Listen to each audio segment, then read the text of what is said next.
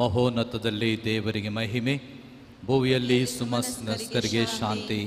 ಪ್ರಭು ದೇವರೇ, ಸ್ವರ್ಗದ ರಾಜರೇ, ಸರ್ವಶಕ್ತ ಪಿತನೇ, ನಾವು ನಿಮ್ಮನ್ನು ಸ್ತುತಿಸುತ್ತೇವೆ, ಭಜಿಸುತ್ತೇವೆ, ಆರಾಧಿಸುತ್ತೇವೆ, ಮಹಿಮೆ ಪಡಿಸುತ್ತೇವೆ. ನಿಮ್ಮ ಉನ್ನತ ಮಹಿಮೆಗಾಗಿ ನಿಮಗೆ ಕೃತಜ್ಞತೆಯನ್ನು ಸಲ್ಲಿಸುತ್ತೇವೆ.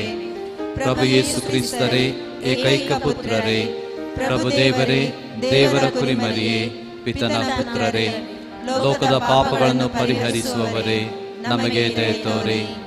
ಲೋಕದ ಪಾಪಗಳನ್ನು ಪರಿಹರಿಸುವವರೇ, ನಮ್ಮ ಪ್ರಾರ್ಥನೆಯನ್ನು ಅಂಗೀಕರಿಸಿರಿ. ಪಿತನ ಬಲಗಡೆಯಲ್ಲಿ ಆಸೀನರಾಗಿರುವವರೇ, ನಮಗೆ ದಯೆ ತೋರಿ. ಏಕೆಂದರೆ ನೀವೊಬ್ಬರೇ ಪರಿಶುದ್ಧರು, ನೀವೊಬ್ಬರೇ ಪ್ರಭು, ನೀವೊಬ್ಬರೇ ಮಹೋನ್ನತರು.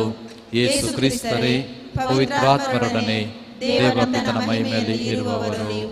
ಆಮೆನ್. ಪ್ರಾರ್ಥಿಸೋಣ.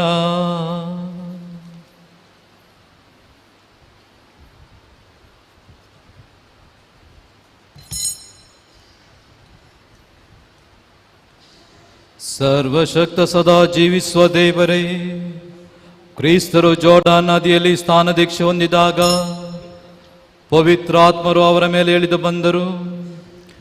ಆಗ ನಿಮ್ಮ ಅತಿ ಪ್ರಿಯ ಪುತ್ರರು ಅವರೇ ಎಂದು ಬಹಿರಂಗವಾಗಿ ಸಾರಿದ್ದೀರಿ. ನೀರಿನಿಂದಲೂ ಪವಿತ್ರಾತ್ಮರಿಂದಲೂ ನವ ಜನ್ಮ ತಾಳಿ ನಿಮ್ಮ ದತ್ತು ಮಕ್ಕಳಾದ ನಾವು ಸದಾ ನಿಮಗೆ ಮೆಚ್ಚುವಾಗುವಂತೆ ಬಾಳಲು ಅನುಗ್ರಹಿಸಿರಿ.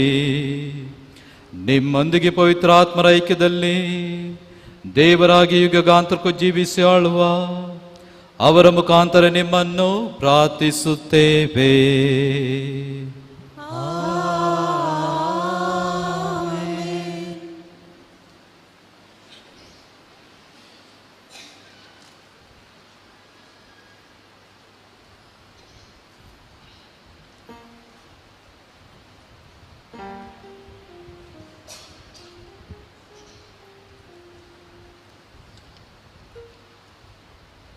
ಧರ್ಮೋಪದೇಶ ಕಾಂಡ ಗ್ರಂಥದಿಂದ ವಾಚನ.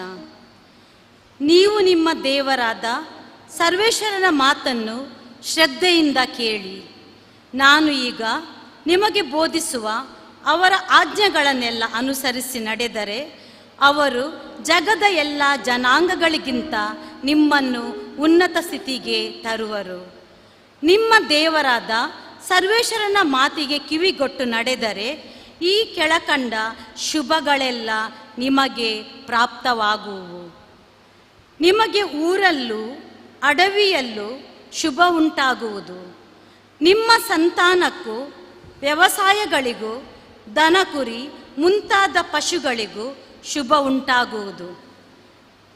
ನಿಮ್ಮ ಧ್ಯಾನಕ್ಕೂ ಅದರಿಂದ ಮಾಡುವ ಭೋಜನಕ್ಕೂ ಶುಭ ಉಂಟಾಗುವುದು.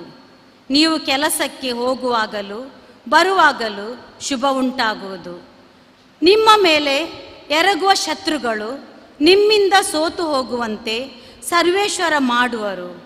ಅವರು ಒಂದೇ ದಾರಿಯಿಂದ ನಿಮ್ಮ ಮೇಲೆ ಬಂದರೂ 7 ದಾರಿಗಳಿಂದ ಓಡಿ ಹೋಗುವರು. ನಿಮ್ಮ ಕಣಜಗಳು ಯಾವಾಗಲೂ ತುಂಬಿ ಇರುವಂತೆ ಹಾಗೂ ನಿಮ್ಮ ಪ್ರಯತ್ನಗಳೆಲ್ಲ ಸಫಲವಾಗುವಂತೆ ನಿಮ್ಮ ದೇವರಾದ ಸರ್ವೇಶ್ವರ ನಿಮಗೆ ಶುಭವನ್ನು ಅನುಗ್ರಹಿಸುವರು. ಅವರು ನಿಮಗೆ ಕೊಡುವ ನಾಡಿನಲ್ಲಿ ನಿಮಗೆ ಶುಭವನ್ನೇ ಉಂಟು ಮಾಡುವರು. ನೀವು ನಿಮ್ಮ ದೇವರಾದ ಸರ್ವೇಶ್ವರನ ಆಜ್ಞೆಗಳನ್ನು ಅನುಸರಿಸಿ ಅವರು ಹೇಳಿದ ಮಾರ್ಗದಲ್ಲೇ ನಡೆದರೆ ಅವರು ವಾಗ್ದಾನ ಮಾಡಿದಂತೆ ನಿಮ್ಮನ್ನು ತಮ್ಮ ಮೀಸಲಾದ ಜನರನ್ನಾಗಿ ನೆಲೆಗೊಳಿಸುವರು. ಜಗದ ಜನರೆಲ್ಲರೂ ನಿಮ್ಮನ್ನು ಸರ್ವೇಶ್ವರನ ಜನರೆಂದು ತಿಳಿದುಕೊಂಡು ನಿಮಗೆ ಭಯಪಡುವರು. ಸರ್ವೇಶ್ವರ ನಿಮ್ಮ ಪಿತೃಗಳಿಗೆ ಪ್ರಮಾಣ ಮಾಡಿದ ಮೇರೆಗೆ ನಿಮಗೆ ಕೊಡುವ ನಾಡಿನಲ್ಲಿ ಅವರು ನಿಮಗೆ ಸಂತಾನ, ಪಶು, ವ್ಯವಸಾಯಗಳ ಸಮೃದ್ಧಿಯನ್ನು ಉಂಟು ಮಾಡುವರು. ಸರ್ವೇಶ್ವರ ಆಕಾಶದಲ್ಲಿರುವ ತಮ್ಮ ಜಲನಿಧಿಯನ್ನು ತೆರೆದು ನಿಮ್ಮ ನಾಡಿನ ಮೇಲೆ ಬೆಳೆಗೆ ಬೇಕಾದ ಹಾಗೆ ಮಳೆಯನ್ನು ಸುರಿಸಿ ನಿಮ್ಮ ಎಲ್ಲ ವ್ಯವಸಾಯವನ್ನು ಫಲಭರಿತವಾಗಿ ಮಾಡುವರು. ನೀವು ಅನೇಕ ಜನಗಳಿಗೆ ಸಾಲ ಕೊಡುವಿರೇ ಹೊರತು ಸಾಲ ತೆಗೆದುಕೊಳ್ಳುವುದಿಲ್ಲ. ನಾನು ಈಗ ನಿಮಗೆ ಬೋಧಿಸುವ ಮಾತುಗಳನ್ನು ನೀವು ಬಿಟ್ಟು ಎಡಬಲಕ್ಕೆ ಹೋಗದೆ ಬೇರೆ ದೇವರುಗಳನ್ನು ಅವಲಂಬಿಸದೆ ನಿಮ್ಮ ದೇವರಾದ ಸರ್ವೇಶ್ವರನ ಆಜ್ಞೆಗಳಲ್ಲೇ ಲಕ್ಷ್ಯವಿಟ್ಟು ಅವುಗಳನ್ನೇ ಅನುಸರಿಸಿ ನಡೆದರೆ ಅವರು ಇತರರಿಗೆ ನಿಮ್ಮನ್ನು ಅಧೀನ ಮಾಡದೆ ಎಲ್ಲರಿಗೂ ಶಿರಸ್ಸನ್ನಾಗಿಯೇ ಮಾಡುವರು. ನೀವು ಎಲ್ಲರಿಗಿಂತಲೂ ಮೇಲಿನವರಾಗಿಯೇ ಹೊರತು ಕೆಳಗಿನವರಾಗಿ ಇರುವುದಿಲ್ಲ. ಪ್ರಭುವಿನ ವಾಕ್ಯವಿದು. ಜೊತೆ ಸಲ್ಲಲಿ.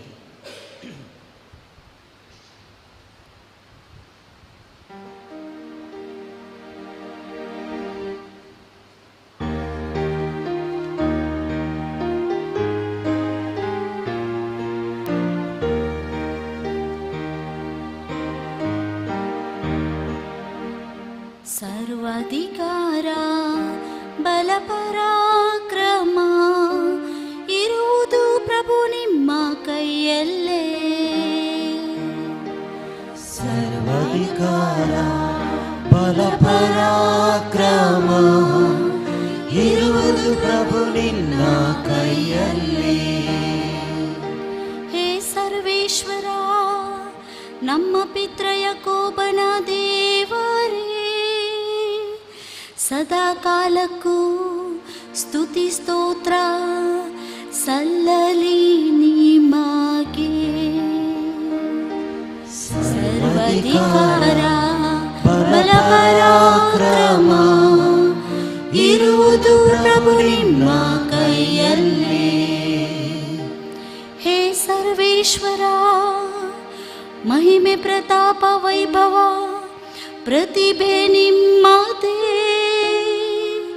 ಭೂಮ್ಯಾಕಾಶಗಳಲ್ಲಿರುವ ಸಮಸ್ತವೂ ನಿಮ್ಮದೇ. ಸರ್ವಾಧಿಕಾರ ಬಲಪರಾಕ್ರಮ ಇರುವುದು ಪ್ರಭು ನಿಮ್ಮ ಕೈಯಲ್ಲೇ. ಸರ್ವಾಧಿಕಾರ ಬಲಪರಾಕ್ರಮ ಇರುವುದು ಪ್ರಭು ನಿಮ್ಮ ಕೈಯಲ್ಲೇ.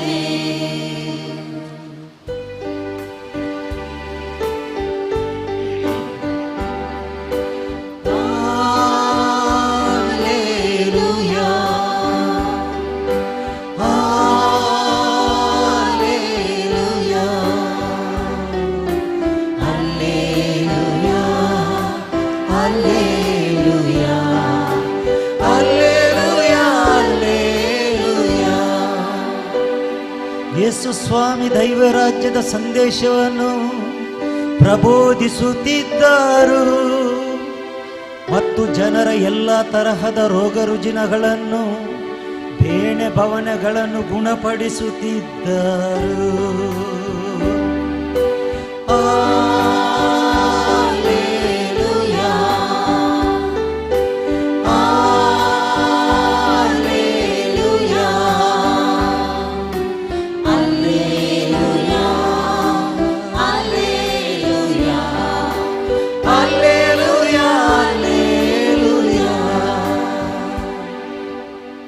ಕರ್ತರು ನಿಮ್ಮೊಡನೆ ಇರಲಿ.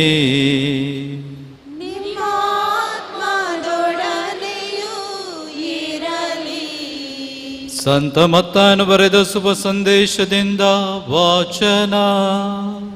ಪ್ರಭು ನಿಮಗೆ ಮಹಿಮೆ ಸಲ್ಲಲಿ. ಆ ದಿನಗಳಲ್ಲಿ ಸ್ವರ್ಗ ಸಾಮ್ರಾಜ್ಯವು ಇಂತಿರುವುದು. ಒಬ್ಬಾತ ಪ್ರವಾಸ ಹೊರಡಲಿದ್ದ. ತನ್ನ ಸೇವಕರನ್ನು ಕರೆದು ಅವರ ವಶಕ್ಕೆ ತನ್ನ ಆಸ್ತಿಯನ್ನು ಒಪ್ಪಿಸಿದ. ಒಬ್ಬನಿಗೆ 5 ತಾಲೆಂತು, ಇನ್ನೊಬ್ಬನಿಗೆ 2, ಮತ್ತೊಬ್ಬನಿಗೆ 1. ಹೀಗೆ ಅವರವರ ಸಾಮರ್ಥ್ಯಕ್ಕೆ ತಕ್ಕಂತೆ ವಹಿಸಿಕೊಟ್ಟು ಹೊರಟು ಹೋದ. 5 ತಾಲೆಂತು ಪಡೆದ ಸೇವಕ ಒಡನೆ ಹೋಗಿ ಆ ಮೊತ್ತದಿಂದ ವ್ಯಾಪಾರ ಮಾಡಿ ಇನ್ನೂ 5 ಸಂಪಾದಿಸಿದ. 2 ಪಡೆದವನು ಹಾಗೆ ಮಾಡಿ ಇನ್ನೂ 2 ಸಂಪಾದಿಸಿದ. 1 ತಾಲೆಂತ್ ಪಡೆದವನು ಮಾತ್ರ ಅದನ್ನು ತೆಗೆದುಕೊಂಡು ಹೋಗಿ ಭೂಮಿ ಅಗೆದು ಅದರಲ್ಲಿ ತನ್ನ ದನಿಯ ಆ ಹಣವನ್ನು ಹೂಟಿದ್ದ. ಬಹಳ ಕಾಲವಾದ ಮೇಲೆ ಆ ದನಿ ಹಿಂದಿರುಗಿ ಬಂದ. ಸೇವಕರಿಂದ ಲೆಕ್ಕಾಚಾರ ಕೇಳಿ 5 ತಾಲೆಂತು ಪಡೆದವನು ಇನ್ನೂ 5 ತಾಲೆಂತುಗಳನ್ನು ಮುಂದೆ ತಂದು, ಒಡೆಯ, ನೀವು ನನ್ನ ವಶಕ್ಕೆ 5 ತಾಲೆಂತು ಒಪ್ಪಿಸಿದ್ದೀರಿ, ಈಗೋ ನೋಡಿ ಮತ್ತೆ 5 ತಾಲೆಂತು ಸಂಪಾದಿಸಿದ್ದೇನೆ ಎಂದ. ಅದಕ್ಕೆ ಆ ದನಿ, ಫಲ ನೆಚ್ಚಿನ ಸೇವಕ, ನೀನು ಪ್ರಾಮಾಣಿಕ. ಚಿಕ್ಕ ಕಾರ್ಯದಲ್ಲಿ ಪ್ರಾಮಾಣಿಕನಾಗಿದ್ದ ನಿನಗೆ ದೊಡ್ಡ ಜವಾಬ್ದಾರಿಯನ್ನೇ ವಹಿಸುತ್ತೇನೆಪ್ಪ. ಬಾ, ನಿನ್ನ ದನಿಯ ಸೌಭಾಗ್ಯದಲ್ಲಿ ಭಾಗಿಯಾಗು ಎಂದ. 2 ತಾಲೆಂತು ಪಡೆದವನು ಮುಂದೆ ಬಂದು, ಒಡೆಯ, ನೀವು ನನ್ನ ವಶಕ್ಕೆ 2 ತಾಲೆಂತುಗಳನ್ನು ಒಪ್ಪಿಸಿದ್ದೀರಿ, ಈಗೋ ನೋಡಿ ಇನ್ನೂ 2 ತಾಲೆಂತುಗಳನ್ನು ಸಂಪಾದಿಸಿದ್ದೇನೆ ಎಂದ. ದನಿ ಅವನಿಗೆ, ಬಲ ನೆಚ್ಚಿನ ಸೇವಕ, ನೀನು ಪ್ರಾಮಾಣಿಕ. ಈ ಚಿಕ್ಕ ಕಾರ್ಯದಲ್ಲಿ ಪ್ರಾಮಾಣಿಕನಾಗಿದ್ದ ನಿನಗೂ ದೊಡ್ಡ ಜವಾಬ್ದಾರಿಯನ್ನೇ ವಹಿಸುತ್ತೇನೆ. ಬಾ, ನಿನ್ನ ದನಿಯ ಸೌಭಾಗ್ಯದಲ್ಲಿ ನೀನು ಭಾಗಿಯಾಗು ಎಂದ. ತರುವಾಯ 1 ತಾಲೆಂತು ಪಡೆದವನು ಮುಂದೆ ಬಂದು, ಒಡೆಯ, ನಿಮ್ಮ ಮನಸ್ಸು ಕಠಿಣ ಎಂಬುದು ನಾನು ಬಲ್ಲೆ. ನೀವು ಬಿತ್ತದ ಎಡೆಯಲ್ಲಿ ಕೊಯ್ಲು ಮಾಡುವವರು, ನೀವು ತೂರದ ಎಡೆಯಲ್ಲಿ ರಾಶಿ ಮಾಡುವವರು. ಆದುದರಿಂದ ನಾನು ಭಯಪಟ್ಟೆ, ಹೋಗಿ ನಿಮ್ಮ ತಾಲೆಂತನ್ನು ಭೂಮಿಯಲ್ಲಿ ಹೂತಿಟ್ಟೆ. ಈಗೋ ಸ್ವೀಕರಿಸಿ, ನಿಮ್ಮದು ನಿಮಗೆ ಸಂದಿದೆ ಎಂದ. ಆಗ ದನಿ ಅವನಿಗೆ, ಎಲ್ಲೋ ಮೈಗಳ್ಳನಾದ ದುಷ್ಟ ಸೇವಕ, ನಾನು ಬಿತ್ತದ ಎಡೆಯಲ್ಲಿ ಕೊಯ್ಲು ಮಾಡುವವನು, ನಾನು ತೂರದ ಎಡೆಯಲ್ಲಿ ರಾಶಿ ಮಾಡುವವನು ಎಂದು ನಿನಗೆ ಗೊತ್ತಿತ್ತಿಲ್ಲವೇ? ಹಾಗಾದರೆ ನನ್ನ ಹಣವನ್ನು ನೀನು ಬಡ್ಡಿ ಅಂಗಡಿಯಲ್ಲಿ ಹಾಕಿಡಬೇಕಾಗಿತ್ತು. ನಾನು ಬಂದು ಬಡ್ಡಿ ಸಮೇತ ನನ್ನ ಅಸಲನ್ನು ಪಡೆಯುತ್ತಿದ್ದೆ ಎಂದ. ಅನಂತ ಪರಿಚಾರಕರಿಗೆ, ಇವನಿಂದ ಆ ತಾಲೆಂತು ನಾಣ್ಯವನ್ನು ಕಿತ್ತು 10 ತಾಲೆಂತು ಇರುವವನಿಗೆ ಕೊಡಿ. ಉಳ್ಳ ಪ್ರತಿಯೊಬ್ಬನಿಗೂ ಇನ್ನೂ ಹೆಚ್ಚಾಗಿ ಕೊಡಲಾಗುತ್ತದೆ, ಅವನು ಸಮೃದ್ಧನಾಗುತ್ತಾನೆ. ಇಲ್ಲದವನಿಂದ ಇರುವ ಕಿಂಚಿತ್ತನ್ನು ಕೊಳ್ಳಲಾಗುತ್ತದೆ. ಆ ಪ್ರಯೋಜಕನಾದ ಈ ಸೇವಕನನ್ನು ಹೊರಗಿನ ಕತ್ತಲಲ್ಲಿ ದಬ್ಬಿರಿ, ಅಲ್ಲಿ ಕಟಕಟನೆ ಹಲ್ಲು ಕಡಿದುಕೊಂಡು ಗೋಳಾಡಬೇಕಾಗುವುದು ಎಂದು ಹೇಳಿದ.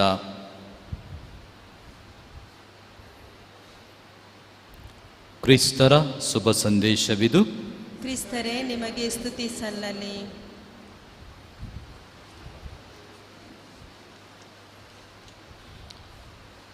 ಪ್ರಭು ಕ್ರಿಸ್ತರಲ್ಲಿ ನನ್ನ ಪ್ರೀತಿಯ ಸಹೋದರ ಸಹೋದರರೇ,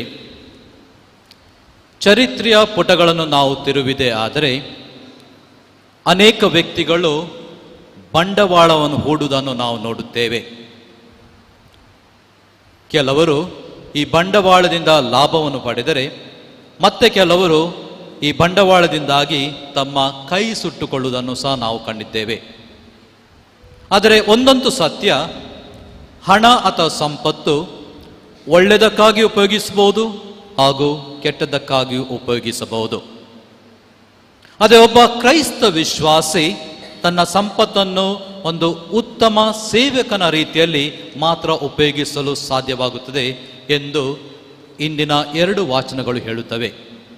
ಏಕೆಂದರೆ ಒಬ್ಬ ಕ್ರೈಸ್ತ ವಿಶ್ವಾಸಿ, ದೇವರಲ್ಲಿ ವಿಶ್ವಾಸ ಇರುವಂಥ ವ್ಯಕ್ತಿಯು ಅವನು ಮಾಡೋ ಎಲ್ಲ ಕೆಲಸ ಕಾರ್ಯಗಳಲ್ಲಿ ದೇವರ ಆಜ್ಞೆಗಳ ಪ್ರಕಾರ ನಡೆಯುತ್ತಾನೆ. ಮಾತ್ರವಲ್ಲದೆ ಅವನು ತನ್ನ ಜೀವನದಲ್ಲಿ ಎಲ್ಲ ರೀತಿಯ ಸಮೃದ್ಧಿಯನ್ನು ಹೊಂದಲು ಸಾಧ್ಯವಾಗುತ್ತದೆ ಎಂಬುದನ್ನು ಇಂದಿನ 2 ವಾಚನಗಳು ನಮಗೆ ತಿಳಿಸುತ್ತದೆ. ಇಂದಿನ ಮೊದಲನೇ ವಾಚನವನ್ನು ಧರ್ಮೋಪದೇಶ ಕಾಂಡದ 28ನೇ ಅಧ್ಯಾಯ ವಾಕ್ಯಗಳು 1ರಿಂದ 14 ವಾಕ್ಯದಿಂದ ಆರಿಸಲಾಗಿದೆ. ಈ ಧರ್ಮೋಪದೇಶ ಕಾಂಡದಲ್ಲಿ ಹೇಗೆ ಒಬ್ಬ ವ್ಯಕ್ತಿಯು ದೇವರನ್ನು ಪ್ರೀತಿಸಿ ಅವರ ಆಜ್ಞೆಯನ್ನು ತನ್ನ ಜೀವನದಲ್ಲಿ ಪಾಲಿಸುವುದರಿಂದ ಹೇಗೆ ಸಮೃದ್ಧಿ ಹೊಂದುತ್ತಾನೆ ಎಂಬ ವಿವರಣೆಯನ್ನು ಕೊಡಲಾಗಿದೆ. ಯಾವ ರೀತಿಯ ಸಮೃದ್ಧಿಯನ್ನು ಒಬ್ಬ ವ್ಯಕ್ತಿ ದೇವರಿಗೆ ವಿಧೇಯನಾಗಿ ನಡೆಯುವ ಮೂಲಕ ಹಾಗೂ ದೇವರಲ್ಲಿ ಪ್ರೀತಿಯನ್ನು ತೋರಿಸುವ ಮೂಲಕ ಪಡೆಯುತ್ತಾನೆ ಎಂಬುದನ್ನು ನಾವು ನೋಡಬಹುದು. ಇಂದಿನ ಮೊದಲ ವಾಚನದಲ್ಲಿ ಕೇಳಿದಂತೆ ಯಾವ ವ್ಯಕ್ತಿ ದೇವರ ಪ್ರೀತಿಯಲ್ಲಿ ಹಾಗೂ ದೇವರ ವಾಕ್ಯಕ್ಕೆ ವಿಧೇಯವಾಗಿ ನಡೆಯುತ್ತಾನೆ, ಅವನು ಊರಿನಲ್ಲಿಯೂ ಅಡವಿಯಲ್ಲಿಯೂ ಅವನಿಗೆ ಶುಭ ಉಂಟಾಗುತ್ತದೆ ಎನ್ನುತ್ತದೆ ಇಂದಿನ ಮೊದಲನೇ ವಾಚನ. ಮಾತ್ರವಲ್ಲ, ಅವನಿಗೆ ಸಂತಾನ ಪ್ರಾಪ್ತಿಯು, ವ್ಯವಸಾಯ ಅಭಿವೃದ್ಧಿಯು, ದನ ಕುರಿಗಳು ಹಾಗೂ ಪಶುಗಳಿಗೂ ಶುಭ ಉಂಟಾಗುತ್ತದೆ. ಶತ್ರುಗಳು ಅವನ ವಿರುದ್ಧ ಹೋರಾಡಿದರೂ ಅವನ ವಿರುದ್ಧ ವಿಜಯವನ್ನು ಸಂಪಾದಿಸಲು ಸಾಧ್ಯವಿಲ್ಲ. ಒಂದು ದಾರಿಯಿಂದ ಅವರು ಬಂದರೆ 7 ದಾರಿಯಿಂದ ಅವರು ಓಡಿ ಹೋಗುವಂತೆ ಕರ್ತರು ಅವರನ್ನು ಸೋಲಿಸುತ್ತಾರೆ. ಅವನು ಮಾಡುವ ಎಲ್ಲ ಪ್ರಯತ್ನಗಳಲ್ಲಿ ಅವನಿಗೆ ಯಶಸ್ಸಿಯು ಲಭಿಸುವುದು. ಮಾತ್ರವಲ್ಲ, ಜನರು ಇಂಥ ಜನಾಂಗವನ್ನು ಇವರು ಸರ್ವೇಶ್ವರ ಜನಾಂಗ ಎಂದು ತಿಳಿದು ಅವರಲ್ಲಿ ಭಯಭಕ್ತಿಯಿಂದ ನಡೆದುಕೊಳ್ಳುತ್ತಾರೆ. ಕಾಲ ಕಾಲಕ್ಕೆ ಒಳ್ಳೆ ಮಳೆ ಹಾಗೂ ಒಳ್ಳೆ ಬೆಳೆಯು ಅವನಿಗೆ ಲಭಿಸುತ್ತದೆ. ಮಾತ್ರವಲ್ಲದೆ ಅವನು ಯಾರಿಗೂ ಅಧೀನರಾಗಿರದೆ ಎಲ್ಲರ ಶಿರಸ್ಸಾಗಿ ಅವನು ಎಲ್ಲರನ್ನು ಮುನ್ನಡೆಸುತ್ತಾನೆ ಎಂಬುದಾಗಿ ಇಂದಿನ ಮೊದಲನೇ ವಾಚನದಲ್ಲಿ ಹೇಳುತ್ತದೆ. ಆದರೆ ಯಾವಾಗ ಒಬ್ಬ ವ್ಯಕ್ತಿ ದೇವರಿಗೆ ವಿಧೇಯರಾಗಿ ಅವರ ಮಾತಿನಂತೆ ನಡೆಯುತ್ತಾನೆ, ಆಗ ಮಾತ್ರ ಇದು ಸಾಧ್ಯ ಎಂಬುದಾಗಿ ಮೊದಲನೇ ವಾಚನ ಹೇಳುತ್ತದೆ. ಅಂತೆ ಇಂದಿನ ಶುಭ ಸಂದೇಶಕ್ಕೆ ಬಂದಾಗ ಕ್ರಿಸ್ತರು ಈ ಸಾಮರ್ಥ್ಯ ಮೂಲಕ ನಮಗೆ ಹೇಳುವುದೇನೆಂದರೆ, ಹೇಗೆ ನಾವು ದೇವರ ಪ್ರೀತಿ ಹಾಗೂ ವಿಶ್ವಾಸದಲ್ಲಿ ಜೀವಿಸಬಹುದು ಎಂಬುದನ್ನು ಹೇಳುತ್ತಾರೆ.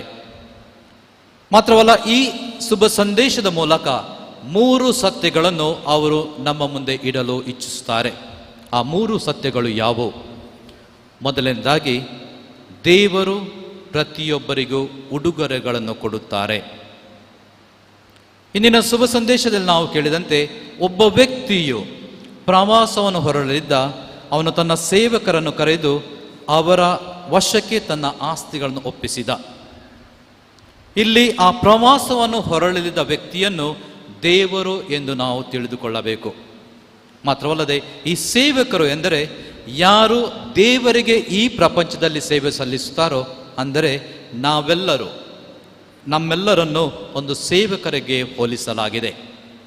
ಹಾಗೂ ಹಿಂದಿನ ಆ ಕಾಲದಲ್ಲಿ ಒಬ್ಬ ವ್ಯಕ್ತಿಯು ತನ್ನ ಪ್ರಯಾಣವನ್ನು ಪ್ರಾರಂಭಿಸುವಾಗ ಅವನು ತನ್ನಲ್ಲಿದ್ದ ಸಂಪತ್ತುಗಳನ್ನೆಲ್ಲ ತನ್ನ ಸೇವಕರಿಗೆ ಹಂಚಿಕೊಳ್ಳುತ್ತಿದ್ದ. ಯಾಕೆಂದರೆ ಈ ಪ್ರಯಾಣವು ತುಂಬ ಕಷ್ಟಕರವೂ ತುಂಬ ಸಮಯವನ್ನು ವ್ಯಯಿಸುವಂಥ ಒಂದು ಪ್ರಯಾಣವಾಗಿತ್ತು. ಮಾತ್ರವಲ್ಲದೆ, ಒಂದು ವೇಳೆ ಆ ಸಂಪತ್ತನ್ನು ತನ್ನ ಸೇವಕರ ಬಳಿಯಲ್ಲಿ ಬಿಟ್ಟು ಹೋಗದೇ ಇದ್ದರೆ ಆ ಸಂಪತ್ತಲ್ಲಿ ಯಾವುದೇ ರೀತಿಯ ಅಭಿವೃದ್ಧಿ ಆಗಲು ಸಾಧ್ಯವಿಲ್ಲ. ಹಾಗೂ ಕಳ್ಳಕಾಕರು ಆ ಸಂಪತ್ತನ್ನು ಕದ್ದುಕೊಂಡು ಹೋಗುವ ಒಂದು ಭಯವಿತ್ತು. ಆದ ಕಾರಣ ಒಬ್ಬ ಚತುರ ವ್ಯಕ್ತಿಯು ತನ್ನ ಸಂಪತ್ತನ್ನು ತನ್ನಲ್ಲಿ ಇಟ್ಟುಕೊಳ್ಳದ ಬದಲು ಯೋಗ್ಯರಾದ ತನ್ನ ಸೇವಕರಿಗೆ ಆ ಸಂಪತ್ತನ್ನು ಅವರಿಗೆ ಕೊಡುತ್ತಿದ್ದ. ಆದ ಕಾರಣ ಇಂದಿನ ಶುಭ ಸಂದೇಶದಲ್ಲಿ ನಾವು ನೋಡುತ್ತೇವೆ, ಎಲ್ಲರಿಗೂ ಒಂದೇ ರೀತಿಯಾಗಿ ಆ ತಾಲೆಂತುಗಳನ್ನು ಕೊಡಲಿಲ್ಲ. ಬದಲಾಗಿ ಒಬ್ಬನಿಗೆ 5, ಒಬ್ಬನಿಗೆ 2 ಹಾಗೂ ಒಬ್ಬನಿಗೆ 1 ತಾಲೆಂತನ್ನು ಕೊಟ್ಟರು. ಈ ತಾಲೆಂತನ್ನು ಕೊಡುವಾಗ ಕೂಡ ಅವರವರ ಸಾಮರ್ಥ್ಯಕ್ಕೆ ತಕ್ಕಂತೆ ದೇವರು ಆ ಉಡುಗೊರೆಗಳನ್ನು ಕೊಡುತ್ತಾರೆ. ಇಲ್ಲಿ ನಾವು ತಿಳಿಯಬೇಕಾದ ವಿಷಯವೇನೆಂದರೆ, ಪ್ರಪಂಚದಲ್ಲಿ ಇರುವ ಎಲ್ಲ ವಸ್ತುಗಳ ಒಡೆಯ ದೇವರಾಗಿದ್ದಾರೆ. ನಾವು ಕೇವಲ ಈ ವಸ್ತುಗಳನ್ನು ಉಪಯೋಗಿಸುವಂಥ ವ್ಯಕ್ತಿಗಳಾಗಿದ್ದೇವೆ. ಹಾಗೂ ದೇವರು ಕೊಟ್ಟಂಥ ಈ ಉಡುಗೊರೆಗಳನ್ನು ದೇವರ ಮಹಿಮೆಗಾಗಿ ಹಾಗೂ ಪರರ ಒಳಿತಿಗಾಗಿ ನಾವು ಇದನ್ನು ವ್ಯಯಿಸಬೇಕೆಂಬುದು ದೇವರ ಇಚ್ಛೆಯಾಗಿದೆ. ಯಾವಾಗ ನಾವು ದೇವರಿಗೆ ವಿಧೇಯರಾಗಿ ವಿಶ್ವಾಸದಿಂದ ಈ ಸಂಪತ್ತನ್ನು ನಾವು ಉಪಯೋಗಿಸುತ್ತೇವೆ, ಆಗ ನಮಗೆ ಸಮೃದ್ಧಿಯು ಬರುತ್ತದೆ.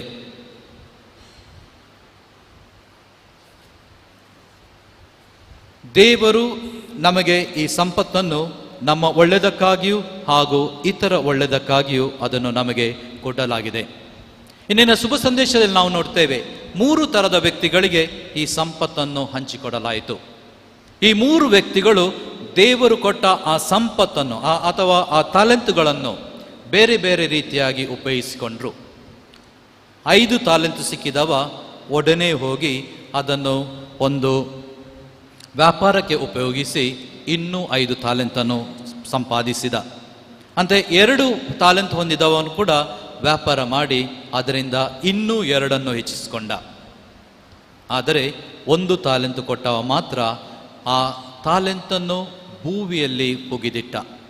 ಅದರಿಂದ ಅವನಿಗಾಗಲಿ ಅವನ ಯಜಮಾನಿಗನಾಗಲಿ ಯಾವುದೇ ಒಂದು ರೀತಿಯ ಫಲದಾಯವಾಗಲಿಲ್ಲ. ಇದು 1ನೇ ಸತ್ಯವಾದರೆ, 2ನೇ ಸತ್ಯ ಏನೆಂದರೆ, ದೇವರು ನಮಗೆ ಕೊಟ್ಟ ಆ ಸಂಪತ್ತಿಗೆ ನಮ್ಮನ್ನು ಹೊಣೆಗಾರರನ್ನಾಗಿ ಮಾಡುತ್ತಾರೆ.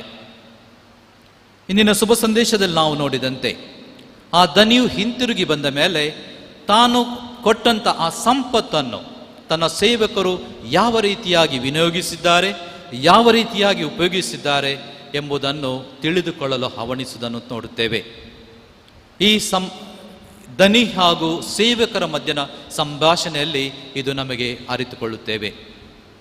ಹಾಗೂ ಇಂದಿನ ಶುಭ ಸಂದೇಶದಲ್ಲಿ ನಾವು ನೋಡಿದಂತೆ, ಮೊದಲ 2 ಸೇವಕರು ತಮ್ಮ ವಿಧೇಯತೆಯಿಂದ ತಮ್ಮ ದನಿಯ ಮೇಲಿದ್ದ ಪ್ರೀತಿಯಿಂದಾಗಿ ಅವನು ಕೊಟ್ಟಂಥ ಆ ಸಂಪತ್ತನ್ನು ಅಭಿವೃದ್ಧಿಪಡಿಸುತ್ತಾರೆ. ಮಾತ್ರವಲ್ಲ, ದೇವರು ಕೊಟ್ಟಂಥ ಆ ಸಂಪತ್ತು ಅಥವಾ ಆ ದನಿ ಕೊಟ್ಟ ಸಂಪತ್ತಿಗೆ ಇನ್ನೂ ಹೆಚ್ಚಿದನ್ನು ಸೇರಿಸಿ ಅವನಿಗೆ ಹಿಂತಿರುಗಿಸುತ್ತಾರೆ. ಆದ ಕಾರಣ ಅವರನ್ನು, ಆ 2 ಸೇವಕರನ್ನು ದನಿಯು ಶ್ಲಾಘಿಸುವುದನ್ನು ನಾವು ನೋಡುತ್ತೇವೆ. ಆದರೆ 3ನೇ ವ್ಯಕ್ತಿ, ಅವನಲ್ಲಿ ಆ ಒಂದು ಪ್ರೀತಿ ಹಾಗೂ ವಿಧೇಯತೆ ಕಂಡುಬರಲಿಲ್ಲ. ಬದಲಾಗಿ ಅವನೊಬ್ಬ ವಿಶ್ವಾಸಹೀನ ಸೇವಕ, ಒಬ್ಬ ಬುದ್ಧಿಹೀನ ಸೇವಕ ಹಾಗೂ ಒಂದು ಉಪಯೋಗಕ್ಕೆ ಬರದ ಸೇವಕನಾಗಿ ಮಾರ್ಪಾಡುತ್ತಾನೆ. ಇದು ನಾವು ಕೂಡ ನಮ್ಮಲ್ಲಿ ಇಂಥದೇ ಒಂದು ಪ್ರಶ್ನೆಯನ್ನು ಕೇಳಿಕೊಳ್ಬೇಕು. ನಾವು ಹೇಗೆ ದೇವರು ಕೊಟ್ಟ ಆ ಸಂಪತ್ತನ್ನು ಉಪಯೋಗಿಸಿಕೊಳ್ಳುತ್ತೇವೆ? ಸಂಪತ್ತು ಕೇವಲ ಹಣ ಅಥವಾ ಬಂಗಾರ ಒಡವೆಗಳು ಮಾತ್ರವಲ್ಲ, ಅನೇಕ ರೀತಿಯ ಸಂಪತ್ತನ್ನು ದೇವರು ನಮಗೆ ಕೊಟ್ಟಿದ್ದಾರೆ. ಅನೇಕ ರೀತಿಯ ಉಡುಗೊರೆಗಳನ್ನು ನಾವು ಕೊಟ್ಟಿದ್ದಾರೆ. ಈ ಉಡುಗೊರೆಗಳನ್ನು ಅಭಿವೃದ್ಧಿಪಡಿಸಲು ನಾವ್ಯಾಕೆ ಸೋತಿದ್ದೇವೆ? ನಾವ್ಯಾಕೆ ಅವಿಶ್ವಾಸಿ ಸೇವಕರಾಗಿದ್ದೇವೆ? ನಮ್ಮಲ್ಲಿ ಸ್ವಹಿತಕ್ಕಾಗಿ ನಾವು ದುಡಿಯುತ್ತಿದ್ದೇವಾ? ಅಥವಾ ಈ ಪ್ರಪಂಚದ ವಿಷಯಗಳಲ್ಲಿ ನಾವು ಮಗ್ನರಾಗಿ ದೇವರ ಪ್ರೀತಿಯಿಂದ, ದೇವರ ಆಜ್ಞೆಯಿಂದ ದೂರ ಸರಿದಿದ್ದೇವಾ? ಒಂದು ವೇಳೆ ನಾವು ದೇವರು ಕೊಟ್ಟಂಥ ಆ ಸಂಪತ್ತನ್ನು ನಮ್ಮ ಒಳಿತಿಗಾಗಿ ಅಥವಾ ಇತರ ಒಳಿತಿಗಾಗಿ ನಾವು ಉಪಯೋಗಿಸದಿದ್ದರೆ, 3ನೆಯ ಆ ಸೇವಕನಂತೆ ದೇವರು ನಮ್ಮನ್ನು ಹೊಣೆಗಾರಿಸಲಾಗಿ ಮಾಡುತ್ತಾರೆ. ದೇವರು ನಮಗೆ ಸಂಪತ್ತನ್ನು ಮಾತ್ರವಲ್ಲದೆ ಒಂದು ಕುಟುಂಬವನ್ನು ಕೊಟ್ಟಿದ್ದಾರೆ. ನಾವು ಈ ಕುಟುಂಬದಲ್ಲಿ ನಾವು ಹೇಗೆ ಜೀವಿಸುತ್ತೇವೆ? ನಮ್ಮ ಮಕ್ಕಳನ್ನು ನಾವು ಹೇಗೆ ನಡೆಸಿಕೊಳ್ಳುತ್ತೇವೆ? ನಮ್ಮ ಬಂಧು ಮಿತ್ರರು, ನಮ್ಮ ನೆರೆಕರೆಯವರೊಡನೆ ನಮ್ಮ ಸಂಬಂಧ ಹೇಗಿದೆ? ದೇವರು ನಮಗೆ ಜ್ಞಾನವನ್ನು ಕೊಟ್ಟಿದ್ದಾರೆ. ಈ ಜ್ಞಾನವನ್ನು ಹೆಚ್ಚಿಸಲು ನಾವು ಏನು ಪ್ರಯತ್ನ ಮಾಡುತ್ತೇವೆ?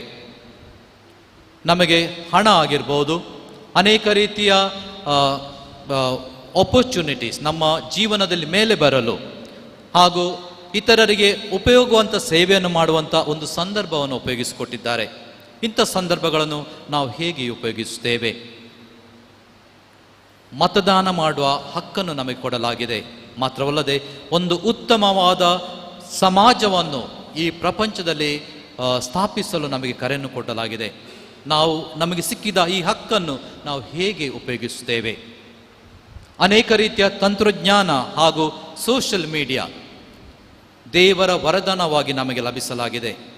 ದೇವರ ಸೇವಕರಾದ ನಾವು ದೇವರ ಮಾತನ್ನು ಇತರರಿಗೆ ಸಾರಲು ಹಾಗೂ ದೇವರ ಸಂದೇಶವನ್ನು ಇತರರಿಗೆ ತಲುಪಿಸಲು ನಾವು ಈ ತಂತ್ರಜ್ಞಾನ ಹಾಗೂ ಸೋಷಿಯಲ್ ಮೀಡಿಯಾವನ್ನು ಹೇಗೆ ಉಪಯೋಗಿಸುತ್ತೇವೆ? ಧರ್ಮಸಭೆ ಹಾಗೂ ಸ್ಯಾಕ್ರಮೆಂಟ್ಸ್ ಸಂಸ್ಕಾರಗಳನ್ನು ದೇವರು ನಮ್ಮ ಒಳಿತಿಗಾಗಿ, ನಮ್ಮ ಆಧ್ಯಾತ್ಮಿಕ ಒಳಿತಿಗಾಗಿ ಕೊಟ್ಟಿದ್ದಾರೆ. ಈ ಸಂಸ್ಕಾರಗಳನ್ನು, ಈ ದೇವರು ಕೊಟ್ಟ ಈ ಪವಿತ್ರ ಧರ್ಮಸಭೆಯನ್ನು ನಾವು ಹೇಗೆ ಉಪಯೋಗಿಸುತ್ತೇವೆ?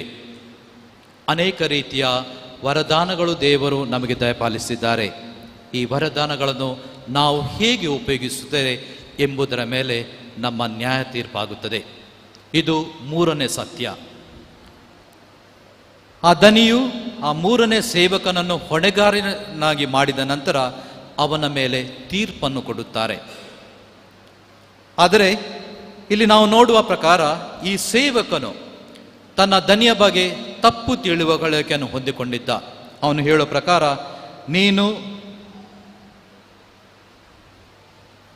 ನೀನು ಕಠಿಣ ಮನಸ್ಸಿನವನು, ಬಿತ್ತದ ಎಡೆಯಲ್ಲಿ ಕೊಯ್ಲು ಮಾಡುವನು, ದೂರದ ಎಡೆಯಲ್ಲಿ ರಾಶಿ ಮಾಡುವವನು. ಆದುದರಿಂದ ನಿನ್ನಲ್ಲಿ ಭಯಪಟ್ಟು ನೀನು ಕೊಟ್ಟ ಆ ತಾಲೆಂತನ್ನು ನಾನು ಯಾವುದಕ್ಕೆ ಉಪಯೋಗಿಸಲಿಲ್ಲ. ಅಂದರೆ ಯಾವಾಗ ನಮಗೆ ದೇವರ ಬಗ್ಗೆ ತಪ್ಪಾದ ತಿಳುವಳಿಕೆ ಇದೆ, ದೇವರ ಬಗ್ಗೆ ಹೆದರಿಕೆ ಇದೆ, ಆಗ ನಾವು ಈ ಮೂರನೇ ವ್ಯಕ್ತಿಯಂತೆ ಆಗುತ್ತೇವೆ. ಆದರೆ ನಿಜವಾಗಿಯೂ ದೇವರು ಪ್ರೀತಿಮಯ ದೇವರಾಗಿದ್ದಾರೆ, ದೇವರು ಕರುಣಾಮಯ ದೇವರಾಗಿದ್ದಾರೆ. ಇದನ್ನು ನಾವು ಇಂದಿನ ಈ ಸಾಮರ್ಥ್ಯದಲ್ಲಿ ನೋಡುತ್ತೇವೆ.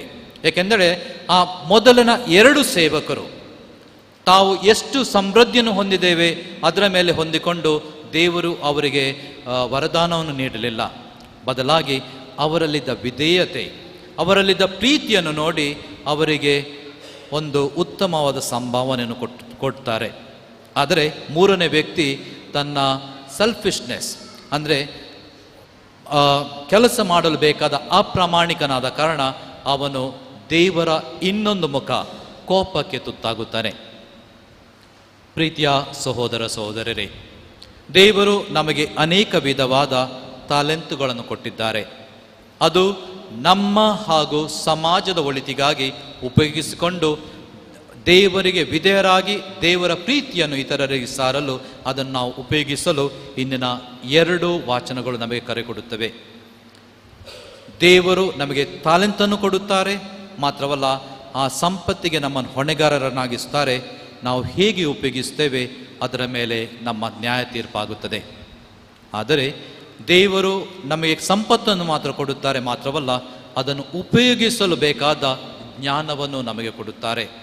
ಯಾವಾಗ ನಾವು ದೇವರಿಗೆ ವಿಧೇಯರಾಗಿ ದೇವರ ವರದಾನಗಳನ್ನು ನಮ್ಮ ಹಾಗೂ ಇತರರ ಒಳಿತಿಗಾಗಿ ಉಪಯೋಗಿಸುತ್ತೇವೆ, ದೇವರ ಆಶೀರ್ವಾದವು ನಮ್ಮ ಜೀವನದಲ್ಲಿ ನೆಲೆಸುತ್ತದೆ. ಮಾತ್ರವಲ್ಲ ದೇವರ ಪ್ರಿಯ ಪುತ್ರ ಹಾಗೂ ಪುತ್ರಿಯಾಗಿ ಜೀವಿಸಲು ನಮಗೆ ಸಹಾಯವಾಗುತ್ತದೆ. ಆದ್ದರಿಂದ ಪ್ರೀತಿಯ ಸಹೋದರ ಸಹೋದರರೇ, ಇಂದಿನ ಈ ಬಲಿಪೂಜೆ ಸಮಯದಲ್ಲಿ ಹಾಗೂ ನವೇನ ಸಮಯದಲ್ಲಿ ಪ್ರತ್ಯೇಕವಾಗಿ ನಮ್ಮ ಜೀವನದಲ್ಲಿ ಉತ್ತಮವಾದ ಆಯ್ಕೆಗಳನ್ನು ಮಾಡಿ ದೇವರಿಗೆ ಪ್ರೀತಿಯ ಪುತ್ರ ಹಾಗೂ ಪುತ್ರಿಯಾಗಿ ಜೀವಿಸಲು ಬೇಕಾದ ವರದಾನಗಳಿಗಾಗಿ ಪ್ರಾರ್ಥಿಸೋಣ. ಅದೇ ಕೋರಿಕೆಗಳಾಗಿ ಈ ಬಲಿಪೂಜೆಯ ಸಮಯದಲ್ಲಿ ಪ್ರಾರ್ಥಿಸೋಣ. ಆಮೆನ್.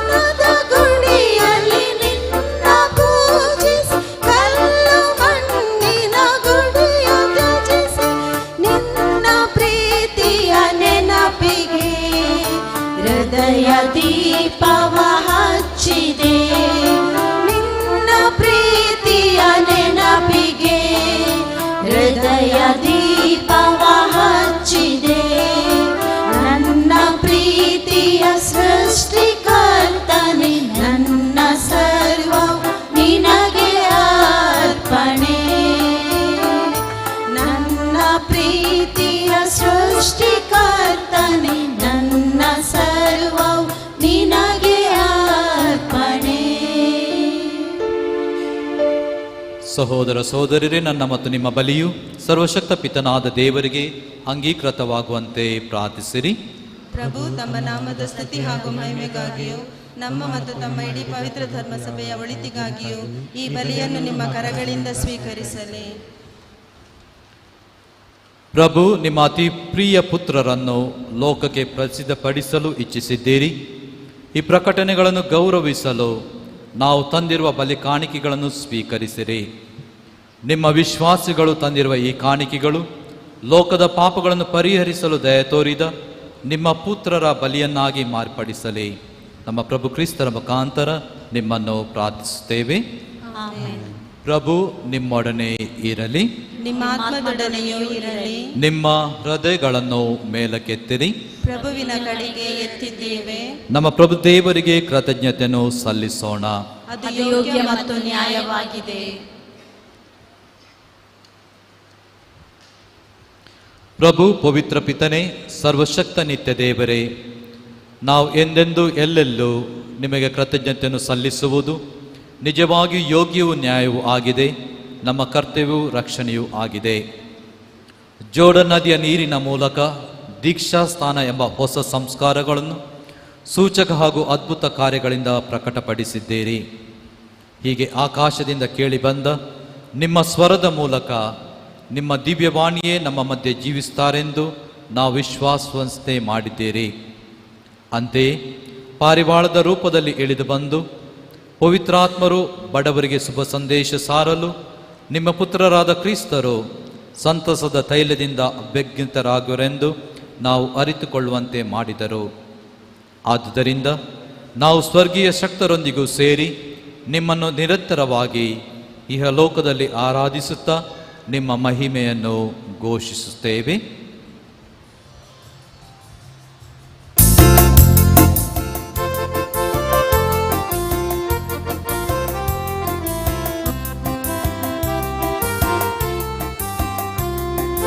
ಪರಮ ಪೂಜ್ಯ ದೇವನೇ, ಪರಮ ಪಾವನಾತ್ಮನೇ, ಸೈನ್ಯ ಗಣಗಳೊಡೆಯನೇ, ಪರಮ ಪೂಜ್ಯನೇ, ಸೈನ್ಯ ಗಣಗಳೊಡೆಯನೇ, ಪರಮ ಪೂಜ್ಯನೇ, ಸ್ವರ್ಗ ಭೂಮಿಯು ತುಂಬಿದೆ ನಿನ್ನ ಮಹಿಮೆ ಶೋಭೆಯು, ಸ್ವರ್ಗ ಭೂಮಿಯು ತುಂಬಿದೆ ನಿನ್ನ ಮಹಿಮೆ ಶೋಭೆಯು, ದೇವಲೋಕದಲ್ಲಿ ಸತತ ಜೈಕಾರ ಮೊಳಗಲಿ, ದೇವಲೋಕದಲ್ಲಿ ಸತತ ಜೈಕಾರ ಮೊಳಗಲಿ, ಜೈಕಾರ ಮೊಳಗಲಿ. ಈಶನಾಮದಲ್ಲಿ ಬರುವ ಕ್ರಿಸ್ತರ ಶಿವನಿದರು, ದೇವಲೋಕದಲ್ಲಿ ಸತತ ಜೈಕಾರ ಮೊಳಗಲಿ, ದೇವಲೋಕದಲ್ಲಿ ಸತತ ಜೈಕಾರ ಮೊಳಗಲಿ, ಜೈಕಾರ ಮೊಳಗಲಿ, ಜೈಕಾರ ಮೊಳಗಲಿ.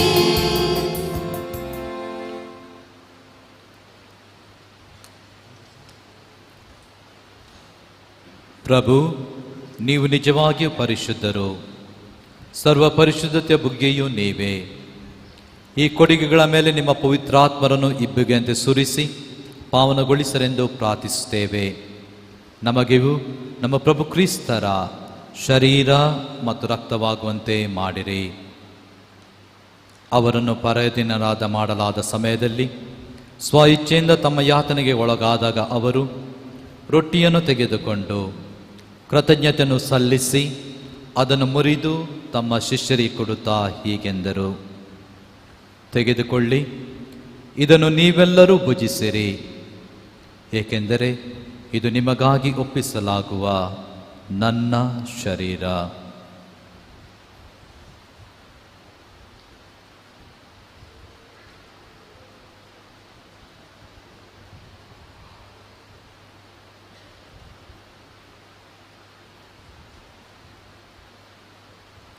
ಅಂತೆಯೇ ಭೋಜನದ ಅಂತ್ಯದಲ್ಲಿ ಅವರು ಪಾನಪಾತ್ರೆಯನ್ನು ತೆಗೆದುಕೊಂಡು ಮತ್ತೊಮ್ಮೆ ನಿಮಗೆ ಕೃತಜ್ಞತೆಯನ್ನು ಸಲ್ಲಿಸಿ ತಮ್ಮ ಶಿಷ್ಯರಿಗೆ ಕೊಡುತ್ತಾ ಹೀಗೆಂದರು, ತೆಗೆದುಕೊಳ್ಳಿ ಮತ್ತು ಇದರಿಂದ ನೀವೆಲ್ಲರೂ ಪಾನ ಮಾಡಿರಿ, ಏಕೆಂದರೆ ಇದು ಹೊಸ ಮತ್ತು ಅನಂತ ಒಡಂಬಡಿಕೆಯ ನನ್ನ ರಕ್ತದ ಪಾತ್ರೆ.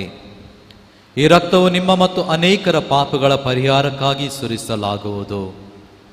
ಇದನ್ನು ನನ್ನ ಸ್ಮರಣೆಗಾಗಿ ಮಾಡಿರಿ.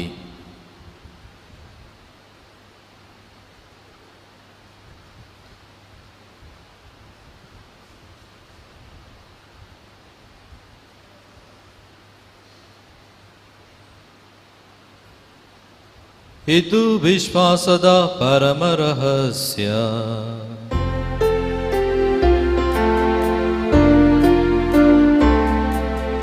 ಯೇಸುವಿನ ಮರಣವನ್ನು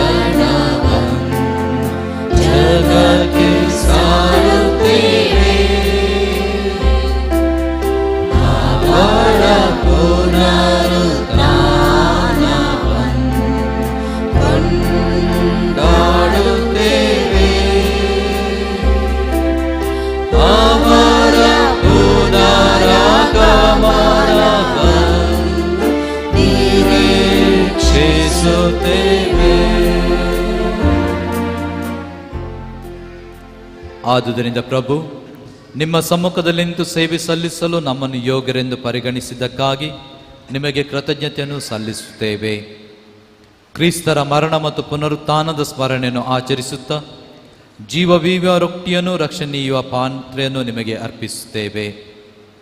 ಕ್ರಿಸ್ತರ ಶರೀರ ಮತ್ತು ರಕ್ತದಲ್ಲಿ ಪಾಲ್ಗೊಳ್ಳುವ ನಮ್ಮನ್ನು ಪವಿತ್ರಾತ್ಮರು ಒಂದುಗೂಡಿಸಬೇಕೆಂದು ನಿಮ್ಮನ್ನು ವಿನಯದಿಂದ ಭಿನ್ನಯಿಸುತ್ತೇವೆ. ಪ್ರಭು, ನಿಮ್ಮ ವಿಶ್ವವ್ಯಾಪ್ತಿ ಧರ್ಮಸಭೆಯನ್ನು ಸ್ಮರಿಸಿಕೊಳ್ಳಿರಿ.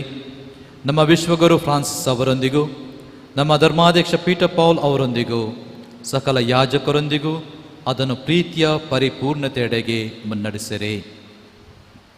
ಪ್ರಭು, ಪುನರುತ್ಥಾನದ ನಿರೀಕ್ಷೆಯಲ್ಲಿ ವಿಶ್ರಮಿಸುತ್ತಿರುವ ನಮ್ಮ ಸಹೋದರ ಸಹೋದರಿಯರನ್ನು ನಿಮ್ಮ ದಯೆಯಲ್ಲಿ ಮೃತರಾದ ಎಲ್ಲರನ್ನೂ ಸ್ಮರಿಸಿಕೊಳ್ಳಿರಿ. ಅವರನ್ನು ನಿಮ್ಮ ಸಮ್ಮುಖದ ಪ್ರಭೆಗೆ ಬರಮಾಡಿಗಿರಿ. ನಮ್ಮ ಮೇಲೂ ದಯ ತೋರಿರಿ.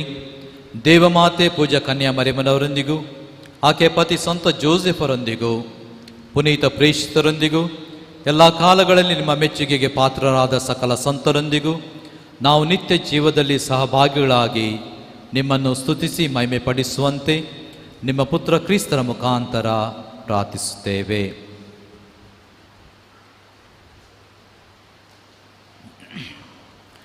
ಇವರ ಮುಖಾಂತರವೂ ಇವರೊಂದಿಗೂ ಇವರಲ್ಲಿಯೂ ಸರ್ವಶಕ್ತ ತಂದೆಯಾದ ದೇವರೇ, ಪವಿತ್ರಾತ್ಮರ ಐಕ್ಯದಲ್ಲಿ ಸರ್ವ ಗೌರವ ಮಹಿಮೆಯು ಯುಗ ಯುಗಾಂತರಕ್ಕೂ ನಿಮಗೆ ಸಲ್ಲಲಿ.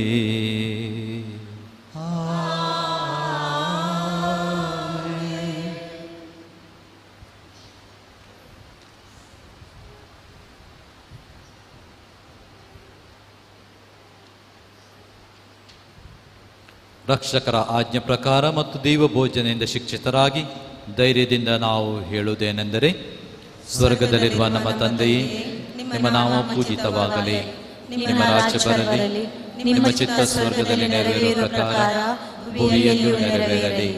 ನಮ್ಮ ಅನುದಿನದ ಆಹಾರವನ್ನು ಇಂದು ನಮಗೆ ನೀಡಿರಿ. ನಮಗೆ ತಪ್ಪು ಮಾಡಿದವರನ್ನು ನಾವು ಕ್ಷಮಿಸುವ ಪ್ರಕಾರ ನಮ್ಮ ಪಾಪಗಳನ್ನು ಕ್ಷಮಿಸಿರಿ. ನಮ್ಮನ್ನು ಶೋಧನೆಗೆ ಒಳಪಡಿಸಲಿ, ಕೇಡಿನಿಂದ ರಕ್ಷಿಸಿರಿ. ಪ್ರಭು, ಸಕಲ ಕೇಡುಗಳಿಂದ ನಮ್ಮನ್ನು ರಕ್ಷಿಸರೆಂದು ಪ್ರಾರ್ಥಿಸುತ್ತೇವೆ. ನಿಮ್ಮ ದಯ ನೆರವನ್ನು ಪಡೆದು ಪಾಪದಿಂದ ಸದಾ ವಿಮುಕ್ತರಾಗಿ ಎಲ್ಲ ಸಂಕಷ್ಟಗಳಿಂದ ಸುರಕ್ಷಿತರಾಗಿರುವಂತೆ ನಮ್ಮ ಜೀವಮಾನದಲ್ಲಿ ಶಾಂತಿಯನ್ನು ದಯೆಯಿಂದ ಕರುಣಿಸಿರಿ. ನಾವು ಸ್ವರ್ಗಾನಂದವನ್ನು, ನಮ್ಮ ರಕ್ಷಕ ಯೇಸು ಕ್ರಿಸ್ತರ ಆಗಮನವನ್ನು ನಿರೀಕ್ಷಿಸುತ್ತಿದ್ದೇವೆ. ಏಕೆಂದರೆ ರಾಜ್ಯಭಾರವು, ಅಧಿಕಾರ, ಮಹಿಮೆಯು ಯುಗಾಂತರಕ್ಕೂ ನಿಮ್ಮದೇ. ಪ್ರಭು ಯೇಸು ಕ್ರಿಸ್ತರೇ, ನಿಮ್ಮ ಪ್ರೇಷಿತರಿಗೆ ನಿಮಗೆ ಶಾಂತಿಯನ್ನು ಬಿಟ್ಟು ಹೋಗುತ್ತೇನೆ, ನನ್ನ ಶಾಂತಿಯನ್ನು ನಿಮಗೆ ಕೊಡುತ್ತೇನೆಂದು ಹೇಳಿದ್ದೀರಿ. ನಮ್ಮ ಪಾಪಗಳನ್ನು ಲಕ್ಷಿಸದೆ ನಿಮ್ಮ ಧರ್ಮಸಭೆ ವಿಶ್ವಾಸವನ್ನು ಈಕ್ಷಿಸಿರಿ. ಅದಕ್ಕೆ ನಿಮ್ಮ ಚಿತ್ತದ ಪ್ರಕಾರ ಶಾಂತಿಯನ್ನು, ಐಕ್ಯತೆಯನ್ನು ದಯೆಯಿಂದ ದಯಪಾಲಿಸಿರಿ. ಯುಗಾಂತರಕ್ಕೂ ಜೀವಿಸೋಳ ನಿಮ್ಮನ್ನು ಪ್ರಾರ್ಥಿಸುತ್ತೇವೆ. ಪ್ರಭುವಿನ ಶಾಂತಿ ಸದಾ ನಿಮ್ಮಲ್ಲಿರಲಿ. ನಿಮ್ಮ ಆತ್ಮದೊಡನೆಯೂ ಇರಲಿ. ಪರಸ್ಪರ ಪ್ರಭುವಿನ ಶಾಂತಿಯನ್ನು ಕೋರೋಣ. ಲೋಕದ ಪಾಪಗಳನ್ನು ಪರಿಹರಿಸುವ ದೇವರ ಕುರಿಮರಿಯೇ, ನಮಗೆ ದಯೆ ತೋರಿ. ಲೋಕದ ಪಾಪಗಳನ್ನು ಪರಿಹರಿಸುವ ದೇವರ ಕುರಿಮರಿಯೇ, ನಮಗೆ ದಯೆ ತೋರಿ. ಲೋಕದ ಪಾಪಗಳನ್ನು ಪರಿಹರಿಸುವ ದೇವರ ಕುರಿಮರಿಯೇ, ನಮಗೆ ಶಾಂತಿ ನೀಡಿ.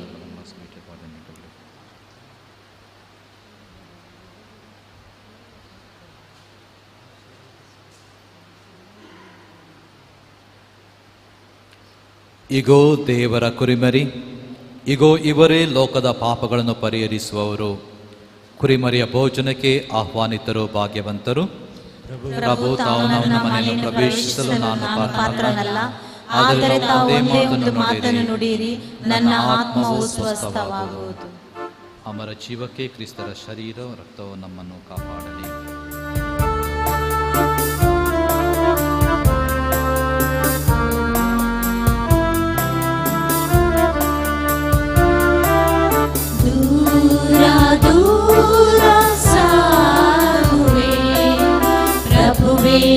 ನಿನ್ನೊಡನೆ ನಾನು ದೂರ ದೂರ ಸಾಗುವೆ. ಪ್ರಭು ಪ್ರಭುವೇ ನಿನ್ನೊಡನೆ ನಾನು ದೂರ ದೂರ ದೂರ ದೂರ ದೂರ ದೂರ ಸಾಗುವೆ ಪ್ರಭುವೇ ನಿನ್ನೊಡನೆ ನಾನು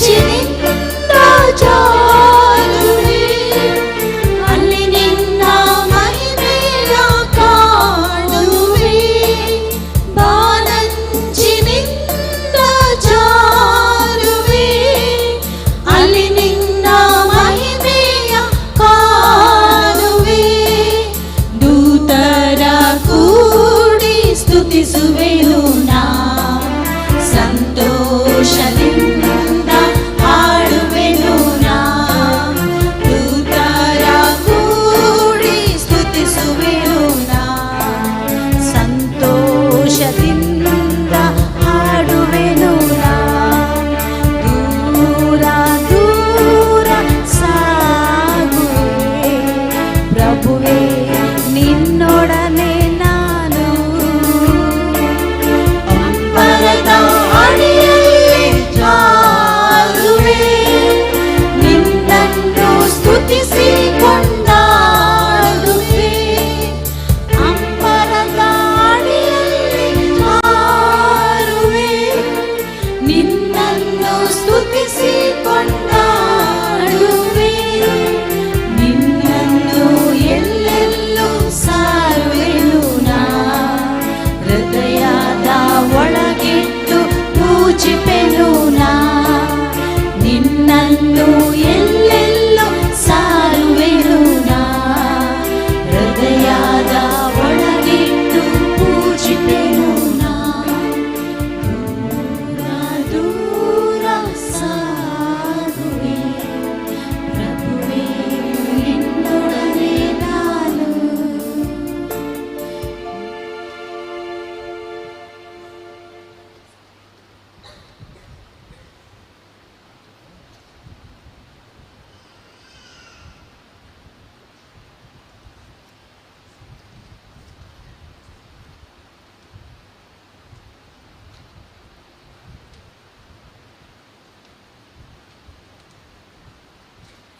ಪ್ರಾರ್ಥಿಸೋಣ.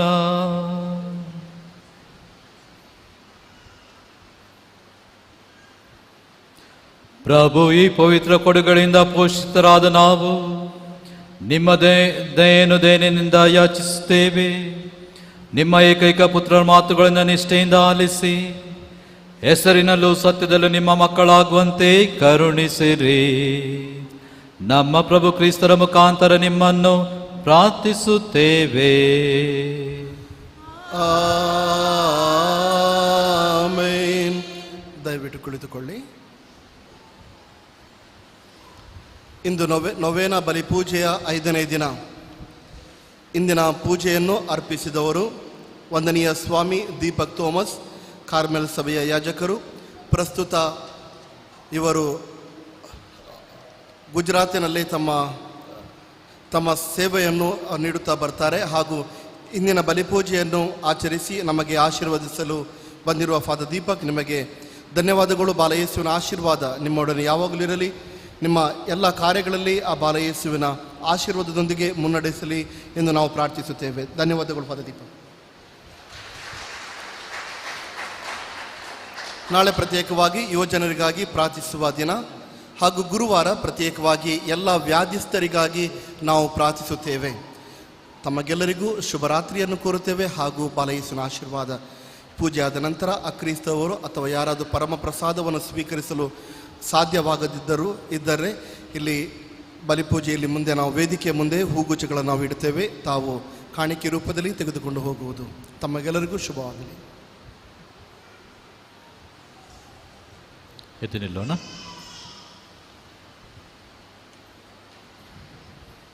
ಪ್ರಭು ನಿಮ್ಮೊಡನೆ ಇರಲಿ. ಆತ್ಮದೊಡನೆಯೂ ಇರಲಿ. ಸರ್ವಶಕ್ತ ದೇವರಾದ ಪಿತಾ ಮತ್ತು ಸುತ ಮತ್ತು ಪವಿತ್ರಾತ್ಮರು ನಿಮ್ಮನ್ನು ಆಶೀರ್ವದಿಸಲಿ.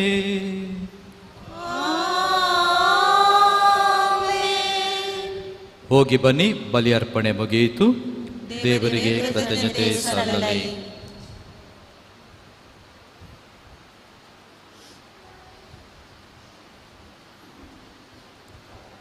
ಪವಿತ್ರ ಬಾಲ ಯೇಸುವಿಗೆ ಪ್ರಾರ್ಥನಾಂಜಲಿ. ಮಕ್ಕಳೊಂದಿಗೆ ಸದಾ ಜೀವಿಸುವುದೇ ನನ್ನ ಸಂತೋಷ ಎನ್ನುತ್ತಾರೆ ಯೇಸು. ಚಿಕ್ಕ ಮಕ್ಕಳನ್ನು ನನ್ನ ಬಳಿಗೆ ಬರಲು ಬಿಡಿ, ಅವರನ್ನು ತಡೆಯದಿರಿ. ದೇವರ ಸಾಮ್ರಾಜ್ಯ ಇಂಥವರದೇ. ದೇವರ ಸಾಮ್ರಾಜ್ಯವನ್ನು ಶಿಶುಭಾವದಿಂದ ಅಂಗೀಕರಿಸದೇ ಇರುವವನು ಅದನ್ನು ಎಂದಿಗೂ ಸೇರಲಾರನು. ಬೈಬಲಿನ ಯೇಸು ಪ್ರಭುವಿನ ವಾಕ್ಯಗಳಿವು. ಬಾಲ ಯೇಸು ಮಕ್ಕಳಿಂದ ಹಿಡಿದು ಸರ್ವರಲ್ಲಿ ಒಟ್ಟುಗೂಡಿ ಪ್ರತಿಯೊಬ್ಬನ ಆಗು ಹೋಗು ಅಪೇಕ್ಷೆಗಳಲ್ಲಿ, ಕಷ್ಟ ಸಂಕಷ್ಟ ರೋಗ ರುಜಿನಗಳಲ್ಲಿ ತಮ್ಮ ಕಪಾಳು ಕೊಡುಗೆಗಳನ್ನು ನೀಡಿರುವರು. ಪರಿಶುದ್ಧ ಸೃಷ್ಟಿಯಾದ ಮುಗ್ಧ ಬಾಲಕನ ರೂಪದಲ್ಲಿ ಜನಿಸಿ ಜಗತ್ತಿಗೆ ಬಂದ ಯೇಸು ಮಾನವನಿಗೆ ಹೇಳುತ್ತಾರೆ, ನನ್ನನ್ನು ಎಷ್ಟು ನೀನು ಗೌರವಿಸುತ್ತೀಯೋ ಅದಕ್ಕೂ ಮಿಗಿಲಾಗಿ ನಿನ್ನನ್ನು ಆಶೀರ್ವದಿಸುತ್ತೇನೆ. ಪ್ರಾರ್ಥಿಸೋಣ. ಓ ಪವಿತ್ರ ಬಾಲ ಯೇಸುವೆ, ತಮ್ಮ ಕೈಯನ್ನು ಆಶೀರ್ವದಿಸಲು ಎತ್ತಿರುವಲ್ಲಿ ತಮ್ಮ ಆಶೀರ್ವಾದದ ಬಲವು ನಮ್ಮ ಶರೀರವನ್ನು ಆತ್ಮೀಯ ಶಕ್ತಿಯಿಂದ ಪುಷ್ಟೀಕರಿಸಲಿ. ಅಪಾರ ವಿಶ್ವಾಸವಿಟ್ಟು ತಮ್ಮಲ್ಲಿ ಬಂದಿರುವ ನಮ್ಮ ಪ್ರಾರ್ಥನೆಯನ್ನು ಆಲಿಸಿ ತಮ್ಮ ಕರುಣಾಮಯ ಕೃಪಾವರಗಳನ್ನು ದಯಪಾಲಿಸಿರಿ. ಆಮೇನ್. ಈಗ ನಾವು ನಮ್ಮೆಲ್ಲ ಕೋರಿಕೆಗಳಿಗೆ ಪ್ರಾರ್ಥಿಸೋಣ. ಪ್ರತ್ಯೇಕವಾಗಿ ಹೊರದೇಶದಲ್ಲಿ ನಮಗಾಗಿ ಕೆಲಸ ಮಾಡುವ ನಮ್ಮೆಲ್ಲ ಸಹೋದರ ಸಹೋದರಿಯರನ್ನು ಪ್ರತ್ಯೇಕವಾಗಿ ಸ್ಮರಿಸಿಕೊಳ್ಳೋಣ.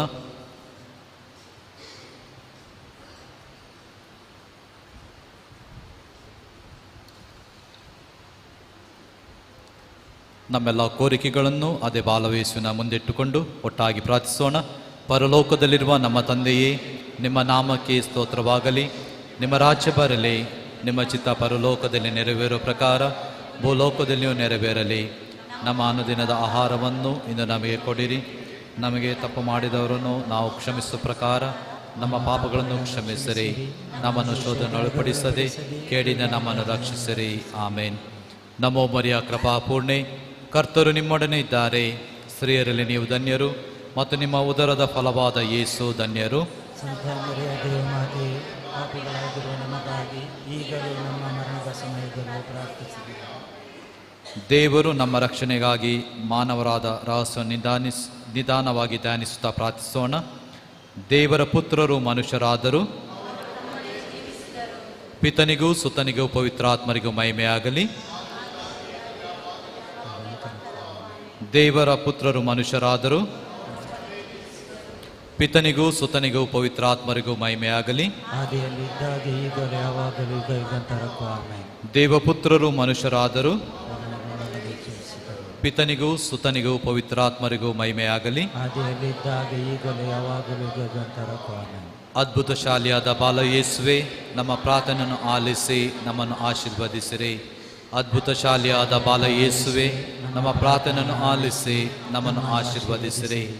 ಅದ್ಭುತ ಶಾಲಿಯಾದ ಬಾಲ ಯೇಸುವೆ, ನಮ್ಮ ಪ್ರಾರ್ಥನೆಯನ್ನು ಆಲಿಸಿ ನಮ್ಮನ್ನು ಆಶೀರ್ವದಿಸಿರಿ. ಪ್ರಾರ್ಥಿಸೋಣ. ಓ ಅದ್ಭುತ ಶಾಲಿಯಾದ ಬಾಲ ಯೇಸುವೆ, ನಾವು ನಿಮ್ಮ ಪ್ರತಿಮೆಯ ಮುಂದೆ ಸಾಷ್ಟಾಂಗವಾಗಿ ಅಡ್ಡಬಿದ್ದು ನಿಮ್ಮ ಸಹಾಯವನ್ನು ಯಾಚಿಸುತ್ತೇವೆ.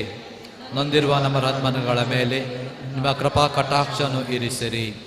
ಪ್ರೀತಿಮಯ ಹಾಗೂ ಕರುಣಾಭರಿತ ಹೃದಯವುಳ್ಳ ನೀವು ನಮ್ಮ ದೀನ ಪ್ರಾರ್ಥನೆಗಳಿಂದ ಮನ ಕರಗಿ ನಾವು ಭಕ್ತಿಯಿಂದ ಕೋರುವ ವರಗಳನ್ನು ದಯಪಾಲಿಸಿರಿ. ನಮಗೆ ಉಂಟಾಗಿರುವ ಅಧೈರ್ಯವನ್ನು ತೊಲಗಿಸಿರಿ. ನಮಗೆ ಬಂದೊರಗಿರುವ ಕಷ್ಟ ಕಾರ್ಪಣ್ಯಗಳನ್ನು ಆಲಿಸಿ ಉಪಕಾರವನ್ನು ಉಪಶಮನವನ್ನು ನೀಡಿರಿ. ತಮ್ಮ ಸಹಾಯವನ್ನು ಪಡೆದು ಧನ್ಯರಾದ ನಾವು ಪಿತನೊಂದಿಗೂ ಪವಿತ್ರಾತ್ಮರೊಂದಿಗೂ ಸದಾ ಕಾಲಕ್ಕೂ ನಿಮ್ಮನ್ನು ಪ್ರಾರ್ಥಿಸುತ್ತೇವೆ. ಆಮೇನ್. ಕೃತಜ್ಞತಾ ಪ್ರಾರ್ಥನೆ. ದಯಭರಿತ ಬಾಲ ಯೇಸುವೆ, ನಿಮ್ಮ ಮುಂದೆ ಮನಪೂರ್ವಕ ವಂದನೆಗಳನ್ನು ಸಲ್ಲಿಸುತ್ತೇವೆ. ನಿಮ್ಮ ಕರುಣೆಯು ಯಾವಾಗಲೂ ಸರಿಸಿಕೊಂಡು ನೀವೇ ನನ್ನ ದೇವರು, ನೀವೇ ನನ್ನ ಸಹಾಯಕರು, ನೀವೇ ನನ್ನ ಆಶ್ರಯದಾತರು ಎಂದು ನಿವೇದಿಸುತ್ತೇನೆ. ನಿಮ್ಮ ದಯೆ ಧಾರಾಳತ್ವವನ್ನು ಎಲ್ಲೆಲ್ಲೂ ಸಾರುತ್ತೇನೆ. ನಿಮ್ಮ ಅಪಾರ ಪ್ರೀತಿ ಪರಾಮರಿಕೆ ಸರ್ವರಿಗೂ ಲಭಿಸಲಿ. ನಿಮ್ಮ ಬಾಲ್ಯದ ಭಕ್ತಿ ಮಾನವ ಕೋಟಿ ಜನ್ಮಗಳಲ್ಲಿ ಸರ್ವಧರ್ಮೀಯರಲ್ಲಿ ಪ್ರತಿ ಮಾನವರ ಹೃದಯದಲ್ಲಿ ಆಳವಾಗಿ ಬೇರೂರಲಿ. ನಿಮ್ಮ ಸಹಾಯವನ್ನು ಪಡೆದ ಎಲ್ಲರೂ ನಿಮ್ಮ ಪವಿತ್ರ ಬಾಲ್ಯಕ್ಕೆ ಪ್ರಣಾಮಗಳನ್ನು ಸಲ್ಲಿಸಿ ನಿಮ್ಮನ್ನು ಸದಾ ಕಾಲಕ್ಕೂ ಸ್ತುತಿಸಿ ಮಹಿಮೆ ಪಡಿಸಲಿ. ಆಮೇನ್. ತಲೆಬಾಗಿ ಬಾಲಯೇಸುವಿನ ಆಶೀರ್ವಾದವನ್ನು ಕೋರೋಣ. ಸರ್ವಶಕ್ತರಾದ ಸ್ವಾಮಿ ಯೇಸು ಕ್ರಿಸ್ತರು ಸದಾ ನಿಮ್ಮೊಂದಿಗಿದ್ದು ನಿಮ್ಮನ್ನು ರಕ್ಷಿಸಲಿ, ನಿಮ್ಮ ಹೃದಯದಲ್ಲಿ ವಾಸಿಸಿ ನಿಮ್ಮನ್ನು ಆದರಿಸಲಿ, ನಿಮ್ಮ ಮುಂದಿದ್ದು ನಿಮಗೆ ದಾರಿ ತೋರಿಸಲಿ, ನಿಮ್ಮ ಹಿಂದಿದ್ದು ನಿಮ್ಮನ್ನು ಕಾಪಾಡಲಿ, ನಿಮ್ಮ ಮೇಲಿದ್ದು ನಿಮ್ಮನ್ನು ಆಶೀರ್ವದಿಸಲಿ. ಏಕೆಂದರೆ ಯುಗಗಾಂತರಕ್ಕೂ ಪಿತಾ ಮತ್ತು ಪವಿತ್ರಾತ್ಮರೊಡನೆ ಜೀವಿಸುವ ಕರ್ತರು ಅವರೇ. ಆಮೆನ್.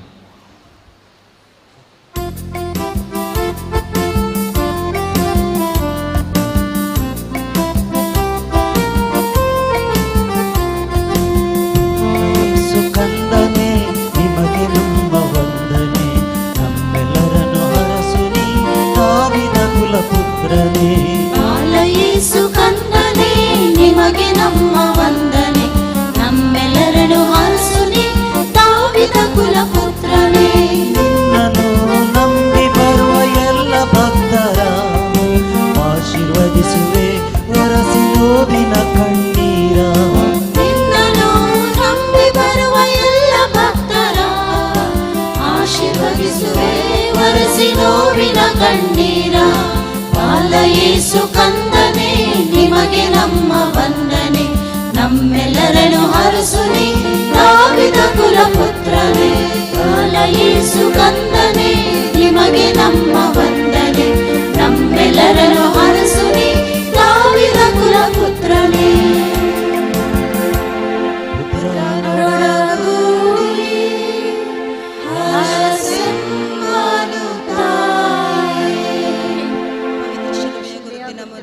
ನಮ್ಮವರಿಗಳಿಂದ ನಮ್ಮನ್ನು ರಕ್ಷಿಸಿ, ನಮ್ಮ ಶ್ರೇಷ್ಠರ ಪಿತನ ಸುತನ ಮತ್ತು ಪವಿತ್ರಾತ್ಮರ ನಾಮದಲ್ಲಿ ಆಮೆನ್.